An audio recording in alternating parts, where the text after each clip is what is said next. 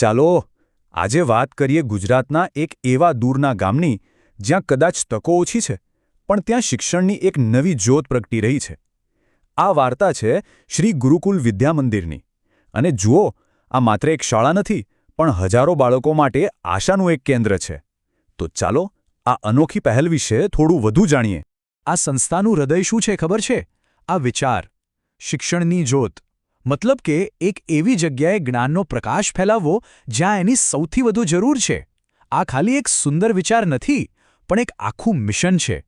ચાલો જોઈએ કે આ મિશન કેવી રીતે આગળ વધી રહ્યું છે. તો શરૂઆત કરીએ આ સંસ્થાના પરિચયથી. આ શ્રી ગુરુકુલ વિદ્યામંદિર છે ક્યાં અને શા માટે એની સ્થાપના કરવામાં આવી? કારણ કે એનું સ્થાન જ એની મોટાભાગની વાર્તા કહી દે છે. આ શાળા આવેલી છે છોટાઉદેપુર જિલ્લાના ગઢભીખાપુરા ગામમાં. હવે આ વિસ્તાર જે છે ને એ ગુજરાતનો એક આદિવાસી અને પછાત ગણાતો વિસ્તાર છે. અને આ જગ્યાની પસંદગી પોતે જ બતાવે છે કે સંસ્થાનું મિશન કેટલું મહત્વનું અને ગંભીર છે. અહીંયા પ્રાથમિકથી લઈને માધ્યમિક સ્તર સુધીનું એટલે કે પ્રાઇમરીથી સેકન્ડરી લેવલનું શિક્ષણ આપવામાં આવે છે. આનો સીધો ફાયદો એ છે કે ગામના બાળકોને ભણવા માટે ક્યાંય દૂર જવાની જરૂર નથી પડતી. એમને પોતાના જ ગામમાં પોતાના લોકોની વચ્ચે શિક્ષણનો એક સળંગ માર્ગ મળી જાય છે, જે એમના ભવિષ્યને સુરક્ષિત બનાવે છે. જુઓ, કોઈપણ સંસ્થાની સફળતાનો આધાર એના ધ્યેય પર હોય છે. આ ગુરુકુલનું ધ્યેય માત્ર ચોપડીઓ ભણાવવાનું નથી, બિલકુલ નહીં. એ લોકો શિક્ષણને સામાજિક પરિવર્તનનું એક બહુ મોટું સાધન માને છે. ચાલો સમજીએ કેવી રીતે. આ ગુરુકુલનો મુખ્ય ઉદ્દેશ 3 બાબતો પર કેન્દ્રિત છે. પહેલું, આદિવાસી અને ગ્રામીણ બાળકોનો ઉદ્ધાર કરવો, એમને સશક્ત બનાવવો. બીજું, એમને ગુણવત્તાવાળું શિક્ષણ આપવું. અને ત્રીજું, જે સૌથી અગત્યનું છે, આ બધું જ નજીવી ફીમાં કરવું, જેથી કોઈપણ પરિવાર માટે પૈસા શિક્ષણની આડે ન આવે. પણ એક મિનિટ, અહીંયા શિક્ષણનો મતલબ શું? ખાલી ગણિત અને વિજ્ઞાનના પાઠ ભણાવી દેવા પૂરતો છે? કે પછી એની પાછળ કોઈ ઊંડો વિચાર છુપાયેલો છે? આ સવાલનો જવાબ જ છે ને જે આ સંસ્થાને ખરેખર ખાસ બનાવે છે. અને એ જવાબ છે ગુરુકુલ પરંપરા. આ શબ્દ જ ઘણું બધું કહી જાય છે. આ કોઈ સામાન્ય શાળા નથી. અહીં ભાર માત્ર પુસ્તકો પર નથી, પણ જીવન જીવવાની કળા શીખવવા પર પણ એટલો જ છે. તો આ ગુરુકુલ પરંપરા છે શું? એકદમ સરળ શબ્દોમાં કહીએ તો આ એક એવી શિક્ષણ વ્યવસ્થા છે જ્યાં જ્ઞાનની સાથે સંસ્કાર પણ આપવામાં આવે છે. જ્યાં વિદ્યાર્થીઓ ખાલી વિષયો નથી શીખતા પણ નૈતિક મૂલ્યો પણ શીખે છે.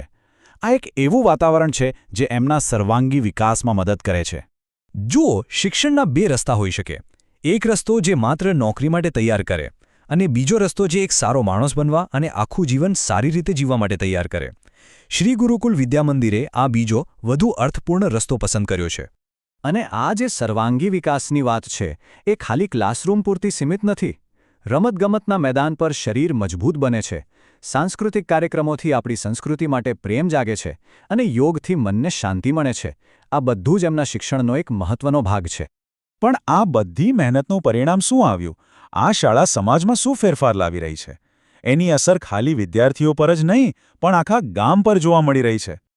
આ સંસ્થાનો મૂળ મંત્ર આ છે: આર્થિક રીતે નબળા વર્ગના વિદ્યાર્થીઓને ગુણવત્તાયુક્ત શિક્ષણ આપીને તેમને મુખ્ય પ્રવાહમાં લાવવાનું કામ. આ ખાલી એક વાક્ય નથી, આ એક વચન છે. શિક્ષણ દ્વારા સામાજિક સમાનતા લાવવાનો આ એક ખૂબ જ મજબૂત પ્રયાસ છે. સાચું કહું ને તો આ ગુરુકુલ એક પુલ જેવું કામ કરી રહ્યું છે.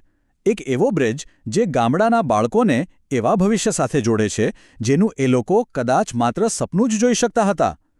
એ એમને એવી તકો પૂરી પાડે છે જે પહેલાં એમના માટે ઉપલબ્ધ જ નહોતી. તો આખરે આ શાળા શું છે? એ માત્ર ઈંટો અને સિમેન્ટથી બનેલી ઇમારત નથી. એ તો એક જીવંત ઉદાહરણ છે. એક એવી પ્રેરણાદાયક પહેલ છે જે બતાવે છે કે શિક્ષણની તાકાતથી આખા સમુદાયનું ભવિષ્ય કેવી રીતે બદલી શકાય છે. માત્ર એક શાળા? સાંભળવામાં આ આંકડો કદાચ નાનો લાગે, પણ એની અસર બહુ મોટી છે. જેમ એક નાનકડો દીવો આખા ઓરડામાં અજવાળું કરી દે છે, બસ એમ જ આ એક સંસ્થા આખા વિસ્તારના ભવિષ્યને ઉજ્જવળ બનાવી રહી છે. અને આમ આપણે ફરીથી એ જ વાત પર આવી ગયા જ્યાંથી શરૂઆત કરી હતી. શિક્ષણની જ્યોત. આ માત્ર એક જ્યોત નથી પણ એક દીવાદાંડી છે જે આદિવાસી વિસ્તારના હજારો પરિવારોને અંધકારમાંથી પ્રકાશ તરફનો રસ્તો દેખાડી રહી છે. આ બધું જાણ્યા પછી એક સવાલ આપણા બધાના મનમાં થવો જોઈએ. શ્રી ગુરુકુલ વિદ્યામંદિર જેવી સંસ્થાઓ આપણા સમાજના ભવિષ્યને વધુ સારું બનાવવા માટે કેટલી જરૂરી છે? શું આવી વધુ પહેલ